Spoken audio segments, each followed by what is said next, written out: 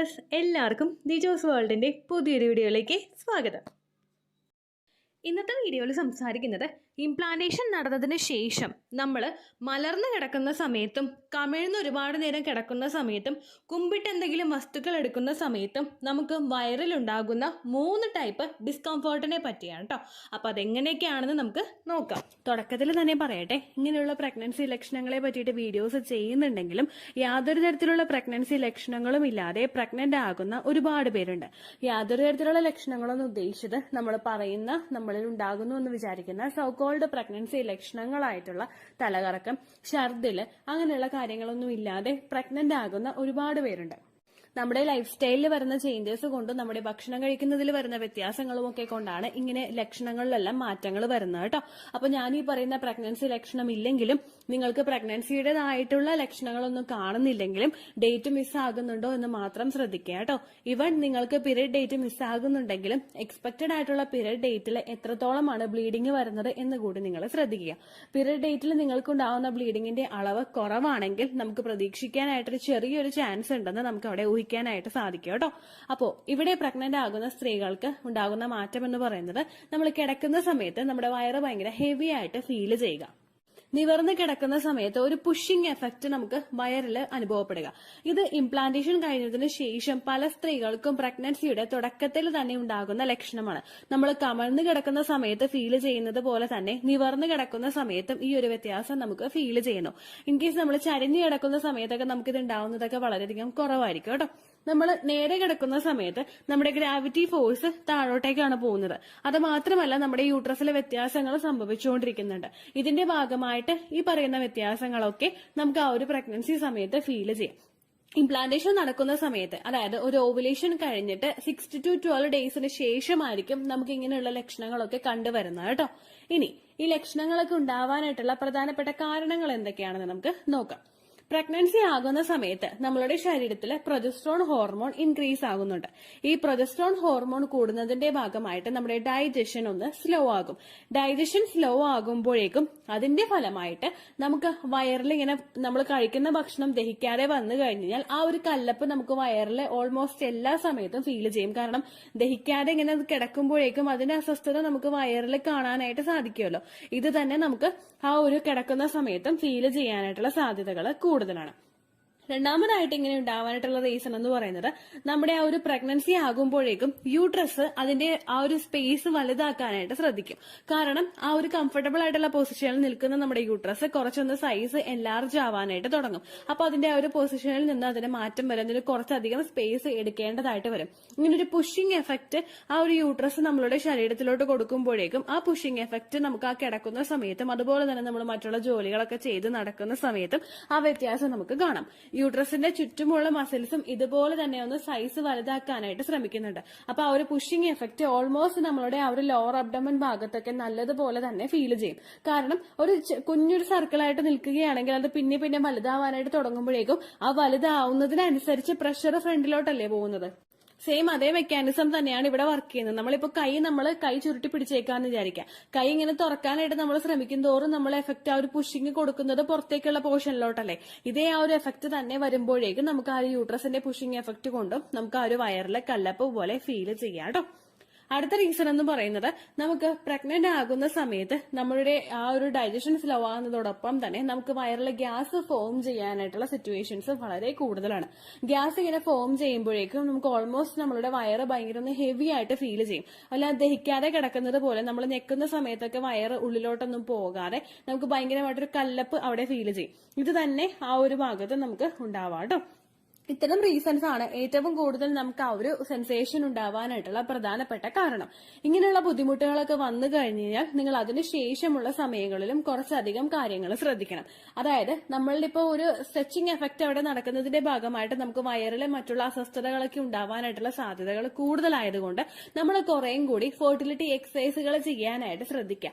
അതായത് ഓവുലേഷൻ കഴിഞ്ഞിട്ടുള്ള സമയങ്ങളിലൊക്കെ നിങ്ങൾ leg up the wall exercise ഒക്കെ ചെയ്യുന്നത് നിങ്ങളുടെ ആ ഒരു ഭാഗത്തോട്ടുള്ള ബ്ലഡ് സർക്കുലേഷൻ വർദ്ധിപ്പിക്കുന്നതിന് വേണ്ടിയിട്ട് സഹായിക്കുന്നു.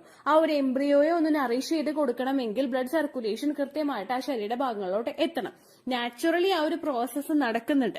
അതായത് ബ്ലഡ് സർക്കുലേഷൻ എല്ലാം നമ്മൾ ചെയ്തില്ലെങ്കിലും അത് നടക്കുന്നുണ്ട്. പക്ഷെ നമ്മളെ കൊണ്ട് പറ്റുന്ന രീതിക്ക് ഒരു എഫേർട്ട് നമ്മളും കൂടി ഇട്ട് കൊടുക്കുകയാണെങ്കിൽ അതുമൂലം പ്രഗ്നന്റ് ആകാനായിട്ടുള്ള ആ ഒരു സപ്പോർട്ട് ശരീരത്തിന് കൂടുതൽ കിട്ടുന്നു.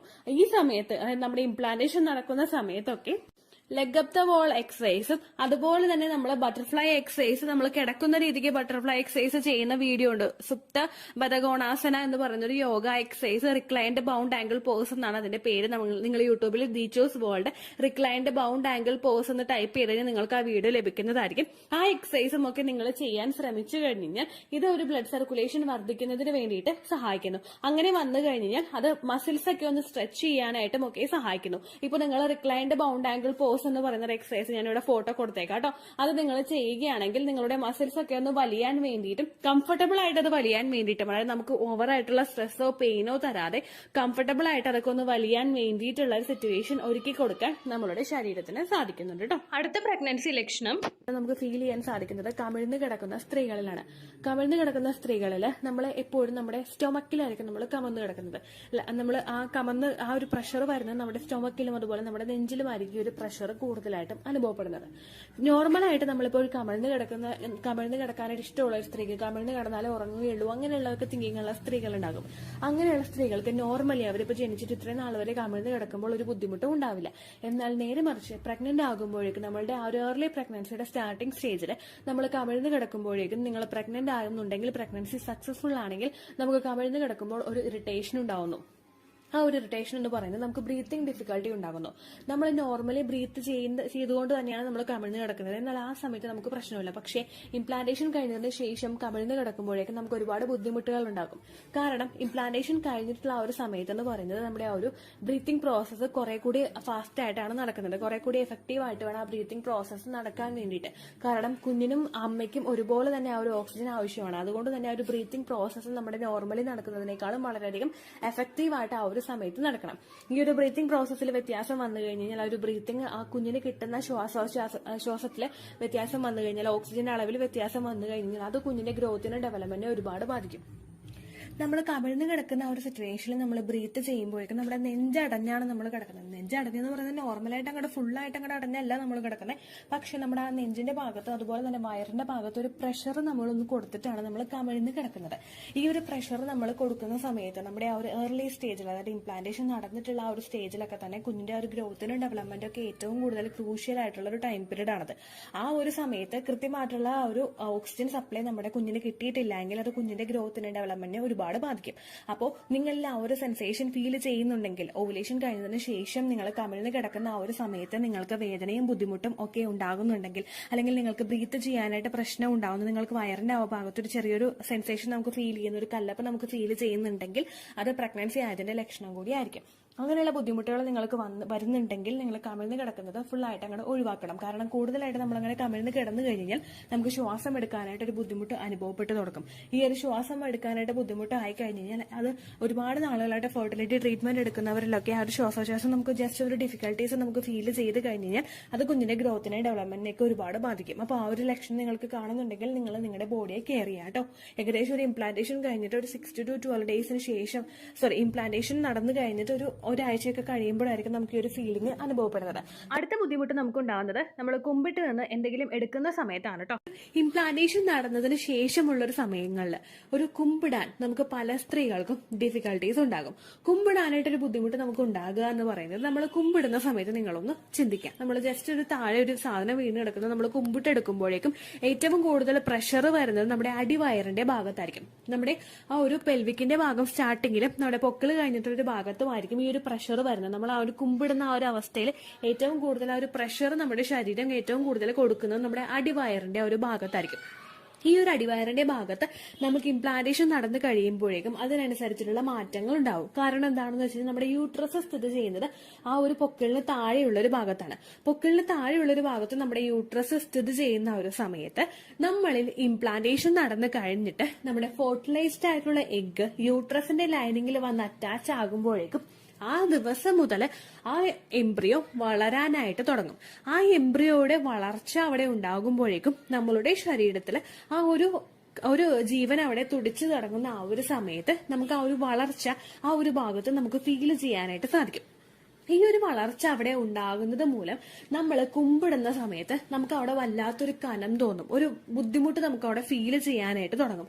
അത് മാത്രമല്ല, നമ്മളുടെ ശരീരത്തിൽ ഇൻക്രീസ് ആയിട്ട് വരുന്ന പ്രൊജസ്ട്രോൺ ഹോർമോണിന്റെ ആ ഒരു ഇൻക്രീസ് മൂലം, പ്രൊജസ്ട്രോൺ ഹോർമോണിന്റെ ഒരു ഹൈക്ക് മൂലം നമ്മുടെ ഒരു ഡൈജസ്റ്റീവ് സിസ്റ്റത്തിലും അതിൻ്റെതായിട്ടുള്ള വ്യത്യാസങ്ങൾ അവിടെ അനുഭവപ്പെട്ട് തുടങ്ങും. ഈ ഡൈജസ്റ്റീവ് സിസ്റ്റത്തിൽ വ്യത്യാസം അനുഭവപ്പെടുന്നതിന്റെ ഭാഗമായിട്ട് നമ്മുടെ യൂട്രസും അതിന് ചുറ്റുമുള്ള സ്ഥിതി ചെയ്യുന്ന ഒരു വയറിന്റെ ഭാഗവും ഒക്കെ നമുക്കൊരു കല്ലപ്പ് നല്ലതുപോലെ ഫീൽ ചെയ്യും. ഈ ഒരു ബുദ്ധിമുട്ട് നമുക്ക് കൂടി വരുന്നുണ്ടെങ്കിൽ, ഇംപ്ലാന്റേഷൻ കഴിഞ്ഞിട്ടുള്ള ആ ഒരു സമയം മുതൽ തന്നെ അവിടെ ഒരു ഗ്രോത്ത് ഉണ്ടാകുന്നതിന്റെ ഭാഗമായിട്ട് നമുക്ക് ഒരു ഡിഫിക്കൽട്ടീസ് ഉണ്ടാകുന്നുണ്ടെങ്കിലും നിങ്ങൾക്ക് ഒരു ഇംപ്ലാന്റേഷൻ കഴിഞ്ഞതിന് മുൻപോട്ടുള്ള അങ്ങോട്ടുള്ള സമയങ്ങളിലൊക്കെ ഈ ഒരു വ്യത്യാസം കൂടി വരുന്നുണ്ടെങ്കിൽ, നമ്മൾ കുമ്പിടുന്ന സമയത്ത് നമുക്ക് നേരെ മറിച്ച് ഓരോ സമയങ്ങളിൽ ഫ്രീ ആയിട്ട് കുമ്പിടാൻ പറ്റുന്നതിന് പകരം നമുക്ക് കുമ്പിടുന്ന സമയത്ത് എന്തെങ്കിലും ബുദ്ധിമുട്ടുകളോ അല്ലെങ്കിൽ അസ്വസ്ഥതകളോ ആ ഒരു ഭാഗത്ത് ഫീൽ ചെയ്യുന്നുണ്ടെങ്കിൽ, വേദനയായിരിക്കും നമുക്ക് ഏറ്റവും കൂടുതൽ അസ്വസ്ഥതയായിരിക്കും, ഒരു കല്ലപ്പ് നമുക്ക് ഫ്രീ ആയിട്ട് അങ്ങോട്ട് കുമ്പിടാനായിട്ട് പറ്റുന്നില്ല, ആ ഒരു ഡിഫിക്കൽട്ടീസ് നമുക്ക് ഉണ്ടാകും. അപ്പോൾ ഇതുപോലൊരു ഡിഫിക്കൽട്ടി നിങ്ങൾക്ക് ഉണ്ടാവുകയാണെങ്കിലും ശരീരം നന്നായിട്ട് ശ്രദ്ധിക്കണം കേട്ടോ. ഇത്രയേ ഉള്ളൂ വീഡിയോ. യൂസ്ഫുൾ ആയി കാണുമെന്ന് വിശ്വസിക്കുന്നു. യൂസ്ഫുൾ ആവുന്നുണ്ടെങ്കിൽ ലൈക്ക് ചെയ്യുക, ഫ്രണ്ട്സിനൊക്കെ ഷെയർ ചെയ്ത് കൊടുക്കുക കേട്ടോ. എന്തെങ്കിലും സംശയം ഉണ്ടെങ്കിൽ നിങ്ങൾ കമന്റ്സിൽ ചോദിക്കുക. പണ്ടത്തെ വീഡിയോയ്ക്ക് കമന്റ്സ് ഇടുന്നവർക്ക് റിപ്ലൈ ലഭിക്കുന്നില്ലെങ്കിൽ ലേറ്റസ്റ്റ് ആയിട്ട് ഞാൻ ഏത് വീഡിയോ ആണ് അപ്ലോഡ് ചെയ്യുന്നത് അതിന് താഴെ കമന്റ് ഒന്ന് കോപ്പി പേസ്റ്റ് ചെയ്യാനായിട്ട് ശ്രദ്ധിക്കുക കേട്ടോ. അതുപോലെ ഓവുലേഷൻ ഡേറ്റ് കാൽക്കുലേറ്റ് ചെയ്ത് തരാനായിട്ട് റിക്വസ്റ്റ് ചെയ്യുന്ന ആളുകൾ എത്രയാണോ സൈക്കിൾ ലെങ്ത് അത് മെൻഷൻ ചെയ്യാനായിട്ട് ശ്രദ്ധിക്കുക. സൈക്കിൾ ലെങ്ത് എന്നതുകൊണ്ട് ഉദ്ദേശിച്ചത് ഓരോ മാസവും എത്ര ദിവസം കൂടുമ്പോഴാണോ ബ്ലീഡിങ് വരുന്നത് അതാണ് സൈക്കിൾ ലെങ്ത്. കഴിഞ്ഞ മാസം ഒരു 8-ാം തീയതിയാണ് ബ്ലീഡിങ് ആയതെങ്കിൽ ഈ മാസം 6-ാം തീയതിയാണ് ബ്ലീഡിങ് ആയതെങ്കിൽ കഴിഞ്ഞ മാസം 8-ാം തീയതി മുതൽ ഈ മാസം 6-ാം തീയതി വരെ എത്ര ദിവസമുണ്ടോ അത് കാലണ്ടറിൽ എണ്ണി തിട്ടപ്പെടുന്നതാണ് നിങ്ങളുടെ സൈക്കിൾ ലെങ്ത്. സൈക്കിൾ ലെങ്ത് നമ്മൾ കൃത്യമായിട്ട് കാൽക്കുലേറ്റ് ചെയ്യുകയാണെങ്കിൽ ഓവുലേഷൻ ഡേറ്റ് എളുപ്പത്തിൽ കണ്ടുപിടിക്കാൻ വേണ്ടിയിട്ട് ഒരുപാട് ആപ്ലിക്കേഷൻസും ഒരുപാട് ഓൺലൈൻ ആയിട്ടുള്ള വെബ്സൈറ്റുകളും ഇന്ന് നമുക്ക് അവൈലബിൾ ആണ്. പ്ലേ സ്റ്റോറിൽ പോയിട്ട് ഓൺലൈൻ ഓവുലേഷൻ ട്രാക്കർ എന്ന് ടൈപ്പ് ചെയ്ത് കഴിഞ്ഞാൽ നിങ്ങൾക്ക് അതുമായിട്ട് ബന്ധപ്പെട്ടിട്ടുള്ള ആപ്ലിക്കേഷൻസ് കിട്ടും. അത് പറ്റുന്നില്ല എങ്കിൽ ഗൂഗിളിൽ പോയിട്ട് ഓൺലൈൻ ഓവുലേഷൻ കാൽക്കുലേറ്റർ എന്ന് ടൈപ്പ് ചെയ്ത് കഴിഞ്ഞാൽ അതുമായിട്ട് ബന്ധപ്പെട്ടിട്ടുള്ള വെബ്സൈറ്റുകൾ നിങ്ങൾക്ക് കിട്ടും. അതിൽ നിങ്ങളുടെ ലാസ്റ്റ് മന്തിലെ മെൻസ്ട്രേഷന്റെ ഡേറ്റും ഒപ്പം ഞാൻ ഈ പറഞ്ഞ രീതിക്ക് നിങ്ങൾ കാൽക്കുലേറ്റ് ചെയ്യുന്ന സൈക്കിൾ ലെങ്ത്തും എൻ്റർ ചെയ്ത് കൊടുക്കുകയാണെങ്കിൽ നിങ്ങൾക്ക് കൃത്യമായിട്ട് ഓവുലേഷൻ ഡേറ്റ് കണ്ടുപിടിക്കാനായിട്ട് സാധിക്കും. ഫെർട്ടൈൽ ടൈം പീരീഡും നിങ്ങൾക്ക് കിട്ടും. അതായത് എത്ര ദിവസം മുതൽ കോണ്ടാക്ട് ചെയ്ത് തുടങ്ങിക്കഴിഞ്ഞാൽ നിങ്ങൾ പ്രഗ്നന്റ് ആകും എന്നുള്ളൊരു ഡേറ്റും നിങ്ങൾക്ക് പ്രോപ്പറായിട്ട് കിട്ടും കേട്ടോ. ഇത് കാൽക്കുലേറ്റ് ചെയ്യുന്ന സമയത്ത്, സൈക്കിൾ ലെങ്ത് കാൽക്കുലേറ്റ് ചെയ്യുന്ന സമയത്ത് നിങ്ങളുടെ ആ ഒരു കലണ്ടറിൽ നോക്കി തന്നെ നിങ്ങൾ കാൽക്കുലേറ്റ് ചെയ്യുക. പല മാസങ്ങളിലും 30-31 ദിവസമുണ്ട്, അതുകൊണ്ടാണ് അങ്ങനെ പറഞ്ഞത്. ഒപ്പം നിങ്ങൾക്ക് ബ്ലീഡിങ് തുടങ്ങിയ ദിവസത്തിന് വേണം നിങ്ങൾ ഡേ 1 ആയിട്ട് എടുക്കാൻ വേണ്ടിയിട്ട്. സ്പോട്ടിങ് തുടങ്ങിയ ദിവസത്തിനെ, അതായത് ചെറുതായിട്ട് ഡിസ്ചാർജ് പോയി തുടങ്ങിയ ദിവസത്തിനെ നിങ്ങൾ കൺസിഡർ ചെയ്യേണ്ട ആവശ്യം ഇല്ല കേട്ടോ. അപ്പോൾ ഇത്രയേ ഉള്ളൂ വീഡിയോ. അടുത്തൊരു വീഡിയോ ആയിട്ട് നമുക്ക് വീണ്ടും കാണാം. ബൈ.